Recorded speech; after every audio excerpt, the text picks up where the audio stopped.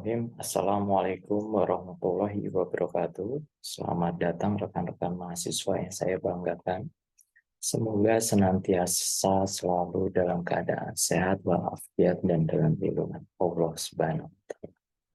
Selamat datang sekali lagi saya ucapkan di mata kuliah metode penelitian kualitatif pada program studi Ilmu Administrasi Negara Visipol Unikata. Mata kuliah ini memiliki beban SKS sebesar 3 SKS dengan kode mata kuliah F15. Adapun yang menjadi capaian pembelajaran mata kuliah ini adalah mahasiswa mampu menjelaskan metodologi penelitian kualitatif secara konsep, teori, dan cara menganalisis dan memiliki kemampuan dalam menyusun desain penelitian kualitatif dalam bentuk karya ilmiah.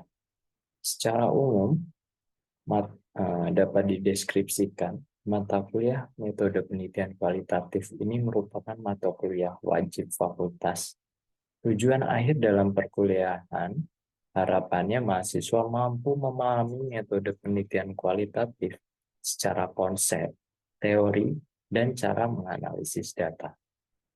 Dalam perkuliahan, akan diperkenalkan beberapa macam pendekatan dalam penelitian kualitatif yang dapat dipakai oleh mahasiswa untuk mengenali gejala sosial. Mahasiswa juga akan diajarkan cara menyusun dan mendesain penelitian. Harapannya, mahasiswa mampu menguasai salah satu teknik atau pendekatan dalam penelitian kualitatif dan mampu menyusun dalam bentuk karya ilmiah. Selain itu, setelah mengikuti perkuliahan ini, diharapkan mahasiswa juga memiliki pemahaman tentang filosofi penelitian, konsep dasar, dan karakteristik penelitian kualitatif, metode penelitian, cara menganalisis data, dan menyusun rancangan penelitian dalam bentuk karya ilmiah. Jadi secara detailnya, capaian pembelajaran yang dibebankan pada mata kuliah metode penelitian kualitatif ini ada 11 item yang secara lebih rincinya akan disampaikan selama 16 pertemuan ke depan. Nah, secara detailnya pada pertemuan pertama dengan CPMK mahasiswa mampu menjelaskan filosofi penelitian. Materi yang dibahas yaitu filsafat penelitian, eksistensi penelitian dalam ilmu pengetahuan, penelitian dan pencapaian kebenaran, hal-hal yang dibutuhkan dalam penelitian.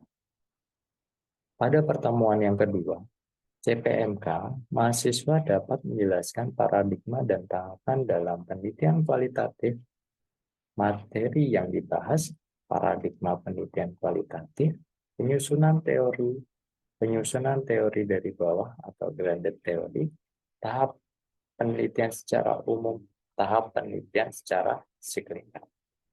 Di pertemuan ketiga dengan CPMK, mahasiswa mampu mendeteksi masalah dan merumuskan masalah penelitian kualitatif.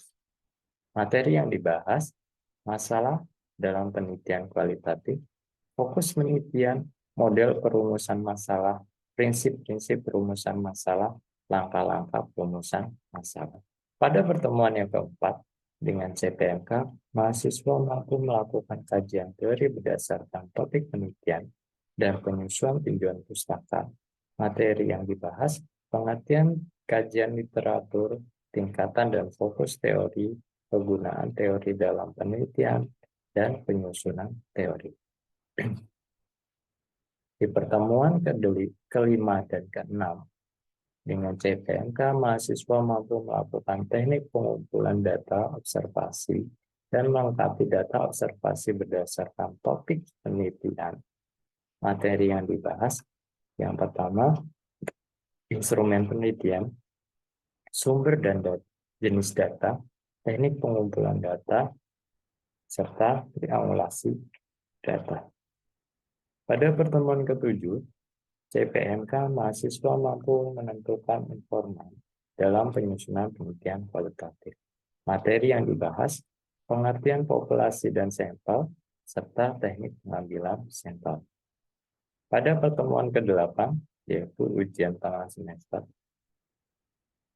pada pertemuan ke-9, kembali membahas materi dengan CPMK, materi mampu melakukan teknik wawancara dan melengkapi informasi dari informan yang diwawancarai. Materi yang dibahas, pengertian dan macam-macam wawancara, bentuk-bentuk pertanyaan, urutan pertanyaan, perencanaan wawancara, wawancara yang efisien dan efektif, pelaksanaan dan kegiatan sesudah wawancara. Nah, pertemuan ke-10, CPMK, mahasiswa mampu membuat catatan lapangan dan melengkapi informasi dalam penelitian kualitatif. Materi yang dibahas, pengertian catatan lapangan, bagian-bagian catatan lapangan, fungsi catatan lapangan, model catatan lapangan, dan proses catatan lapangan. Pada pertemuan yang ke-11 hingga ke-12, kita akan membahas beberapa materi yang CPMK-nya adalah mahasiswa mampu menganalisis data dan informasi dengan metode penelitian kualitatif.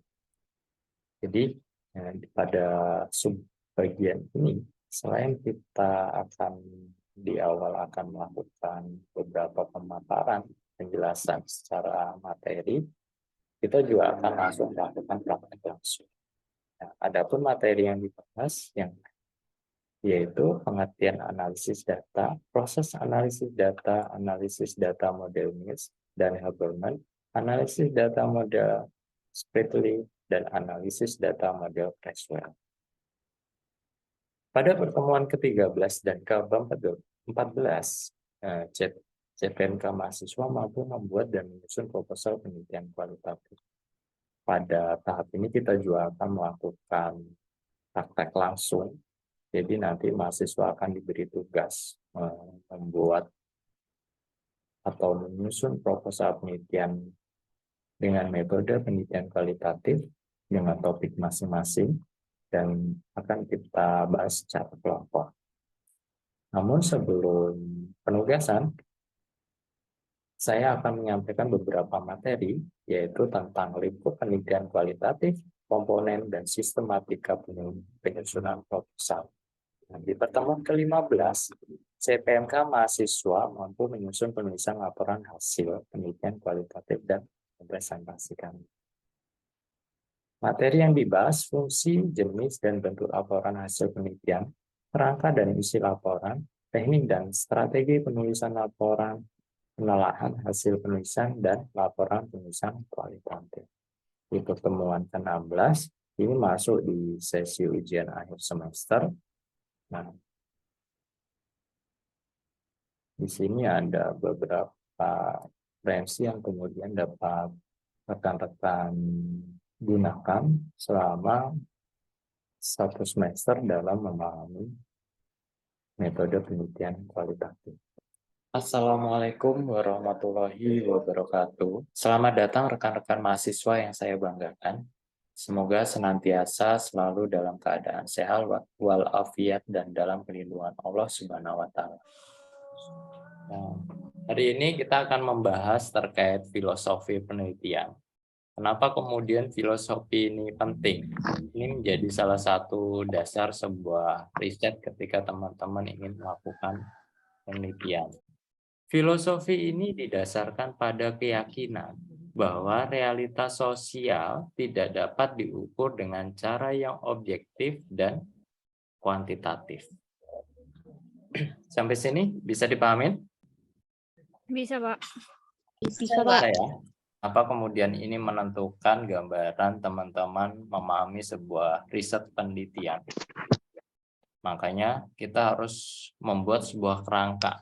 Nah, kerangka ini yang kemudian kita maknai sebagai filosofi penelitian.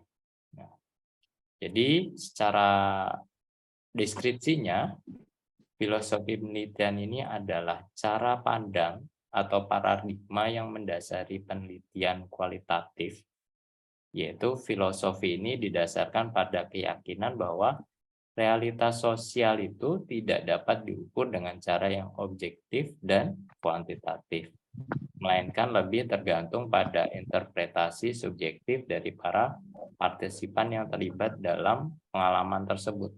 Jadi dia harus yang kita ukur itu orang-orang yang benar-benar terlibat, tahu, yang benar-benar tahu. Tapi jangan mencari orang yang nggak tahu untuk diukur.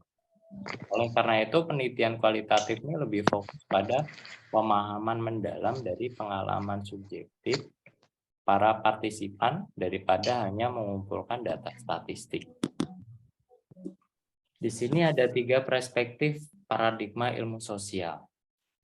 Yang pertama itu adalah paradigma klasik, yang kedua paradigma konstruktivisme, dan paradigma teori kritis. Nah, kalau paradigma klasik, itu dia menempatkan ilmu sosial seperti halnya ilmu-ilmu alam dan fisika, dan sebagai metode yang terorganisir untuk mengkombinasikan deduktif logik dengan pengamatan empirik guna secara probabilistik menemukan atau memperoleh konfirmasi tentang hukum sebab akibat yang bisa digunakan memprediksi pola-pola umum gejala sosial tertentu. Sedangkan paradigma konstruktivisme, dia memandang ilmu sosial itu sebagai analisis sistemik terhadap sociality meaningful action melalui pengamatan langsung dan rinci terhadap pelaku sosial dan setting keseharian yang alami. Jadi bukan sesuatu yang direkayasa, tapi bagaimana kemudian peneliti tersebut masuk ke sebuah budaya atau sebuah lingkungan untuk mengetahui secara alami, misalnya berkaitan dengan aktivitas masyarakat. Hal ini dilakukan agar mampu memahami dan menafsirkan bagaimana para perilaku sosial yang bersangkutan menciptakan dan memelihara atau mengelola dunia sosial mereka. Nah, yang 3 yaitu paradigma teori-teori kritis. Nah, di sini peneliti mencoba mendefinisikan ilmu sosial sebagai suatu proses yang secara kritis berusaha mengungkap the real struktur di balik sebuah ilusi atau falsenet yang dinampakkan dunia materi dengan tujuan membantu membentuk suatu kesadaran sosial agar memperbaiki dan mengubah kondisi kehidupan manusia. Nah, gitu.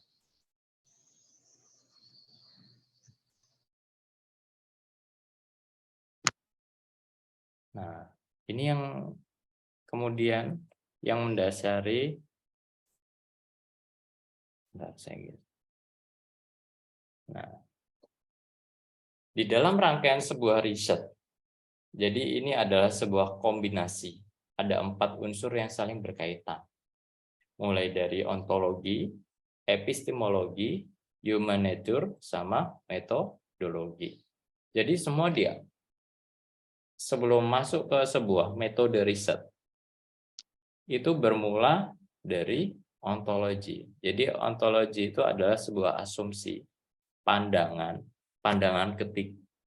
kita ketika kita melihat sebuah atau suatu peristiwa. Nah, ini ada penjelasannya.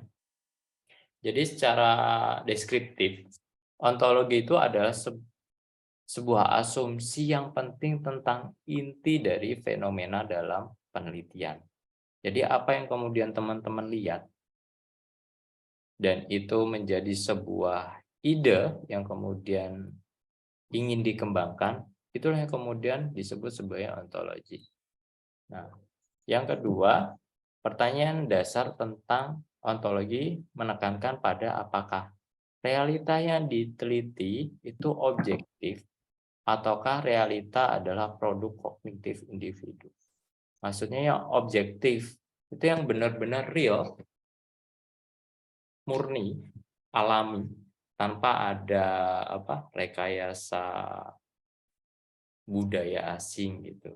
Ataukah misalnya budaya ini terjadi karena misalnya hasil dari tontonan, kemudian tontonan itu dianggap keren dan logis, dan kemudian itu yang kemudian diterapkan pada diri kita hingga di sekitar lingkungan kita.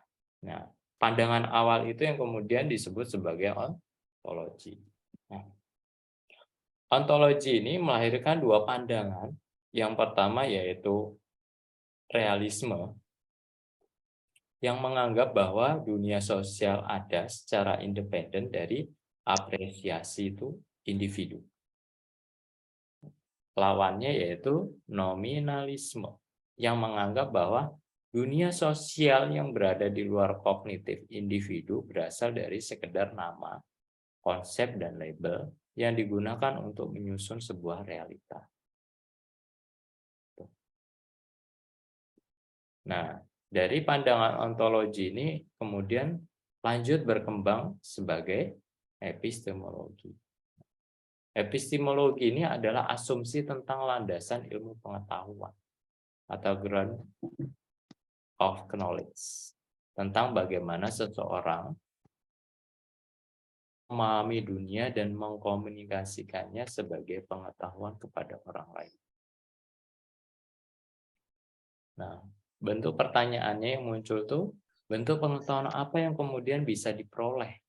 Nah, dari pandangan awal tadi, ontologi tadi, nah di sini kan teman-teman melihat sebuah fenomena.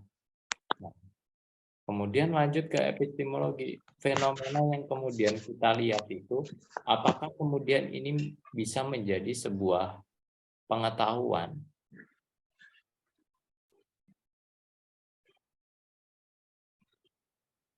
atau tidak? Nah, kemudian muncul pertanyaan lagi, bagaimana kemudian seseorang dapat membedakan apa yang disebut benar dan apa yang disebut salah? Dari balik lagi ke ontologi, berkaitan dengan realita yang kemudian teman-teman saksikan itu, apakah itu dapat dikatakan sesuatu yang benar atau tidak?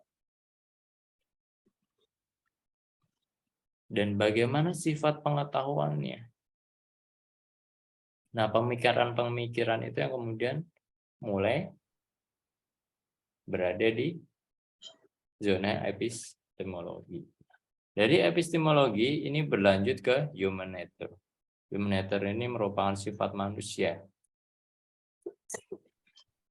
Jadi sifat manusia itu secara umum dia selalu memiliki asumsi-asumsi tentang hubungan antar manusia dan lingkungan.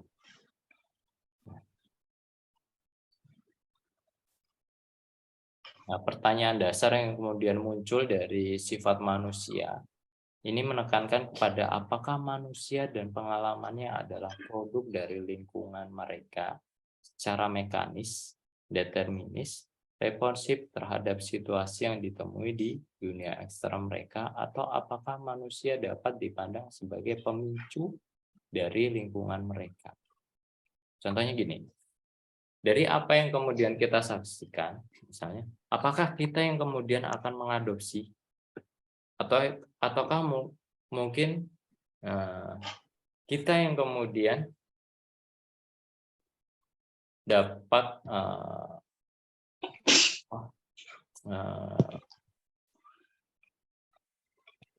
apa ya istilahnya ya, istilahnya tuh kayak, contohnya gini, saya ambil contoh aja ya, kayak Mbak Lili. Nah, Mbak Lili ini kan asli mana Mbak Lili? Medan ya? Medan, Pak. Oke, Mbak Lili ini aslinya Medan, dari kecil sampai besar dibesarkan di Medan, sekolahnya di Medan. Kemudian dia melanjutkan perguruan tinggi di UT Kartanegara. Apakah kemudian budaya yang sudah melekat di dalam diri Mbak Lili ini menjadi sebuah satu kesatuan yang kemudian tidak bisa dirubah oleh lingkungan eksternal? Ataukah kemudian di dalam prosesnya Mbak Lili juga akan mengadopsi budaya-budaya yang kemudian muncul di sini, yang kemudian dijalankan oleh masyarakat secara umumnya. Nah, itu yang kemudian menjadi salah satu sifat manusia. Nah, pertimbangan-pertimbangan ini yang kemudian disebut sebagai human nature. Nah, human nature ini dia melahirkan dua pandangan juga, ya, yaitu yang disebut sebagai determinisme dan voluntarisme. Determinisme ini yang menganggap bahwa manusia dan aktivitas mereka ditentukan oleh situasi atau lingkungan di mana mereka menetap. Nah, berbeda dengan voluntarisme, ini bisa dikatakan sebagai tolak pandangannya. Dia lebih menganggap bahwa manusia otonomus dan free will.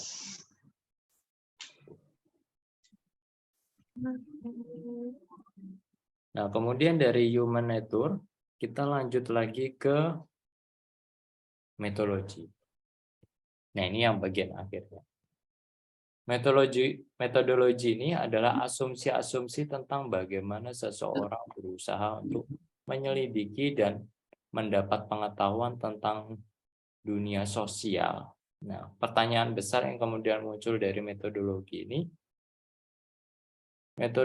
ini menekankan pada apakah dunia sosial itu keras, nyata, kenyataan objektif berada di luar individu, ataukah lebih lunak, kenyataan personal berada di dalam individu.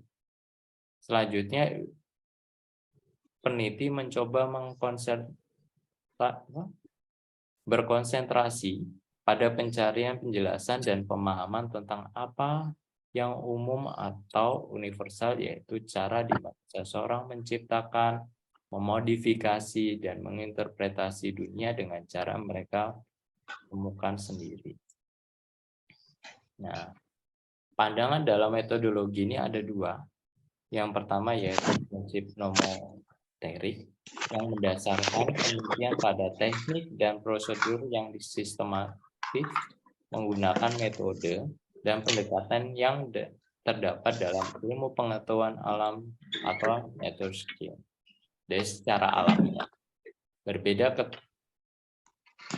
ketika prinsipnya ideografis. Dari situ muncul pemilihan desain penelitian melibatkan beberapa langkah yang berurutan dengan setiap langkah hubungan dengan satu solusi dari 4 pertanyaan. Yang biasanya muncul itu yang pertama, metode apa yang kemudian akan digunakan. Nah, jadi ontologi dan epistemologi ini secara konseptual tidak mungkin untuk dipisahkan. Karena dalam proses pemilihan desain penelitian, isu-isu ontologi dan epistemologi ini cenderung muncul bersamaan. Sebagai contoh misalnya, untuk membahas konsep makna adalah juga untuk membahas konsep realita yang bermakna. Nah, ini hubungan antar elemen dalam desain penelitian.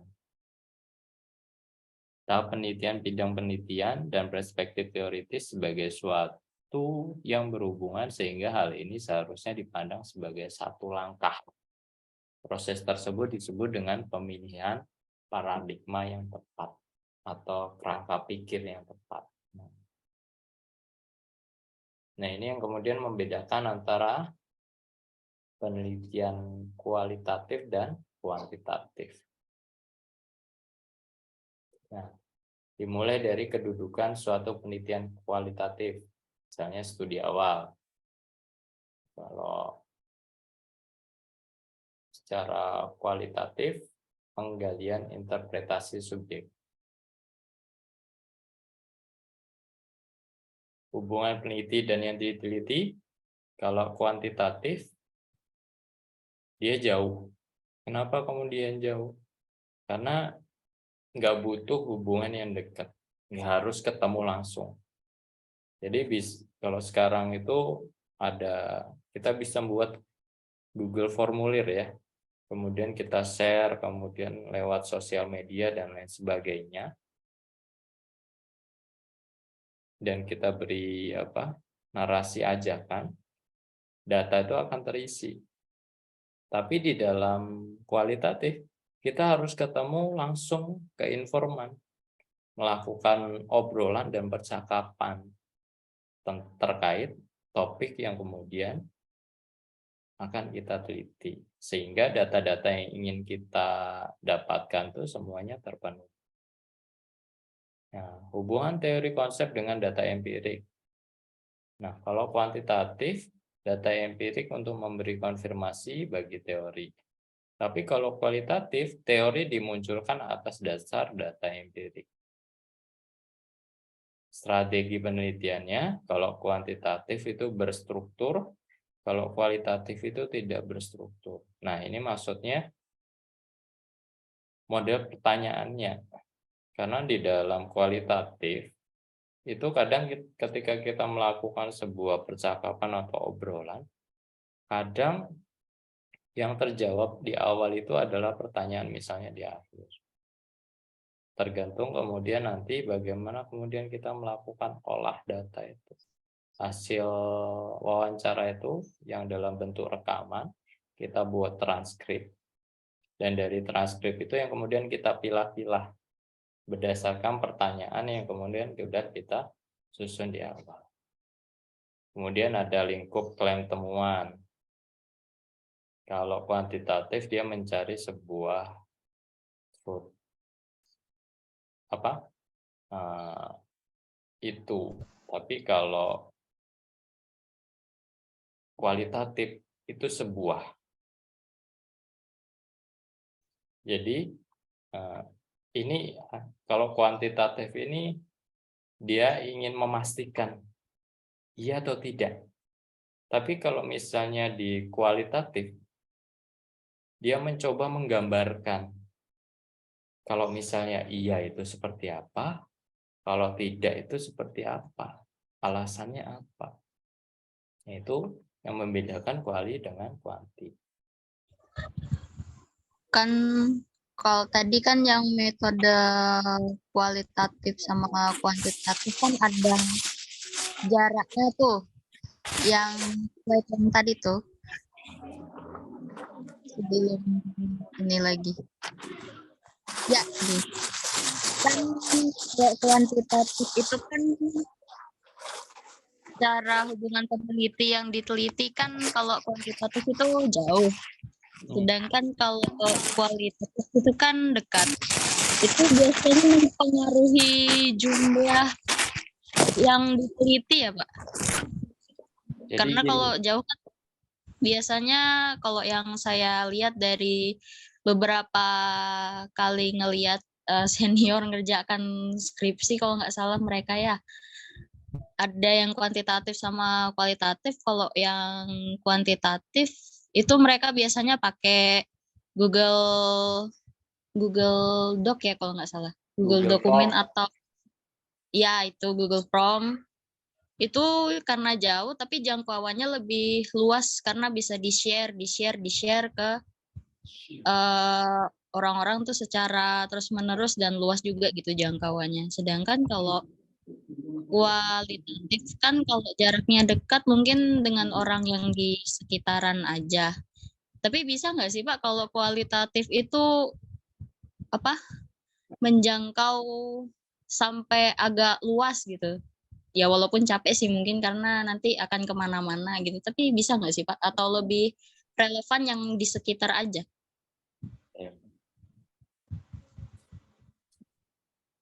Oke, mungkin itu aja. Atau Iya, ada itu aja. tambahan lagi? Mungkin yang lainnya, ada yang mau bantu saya? Kenapa kemudian kalau kuantitatif itu secara hubungan atau konsep dengan data empiriknya itu bisa luas atau jauh?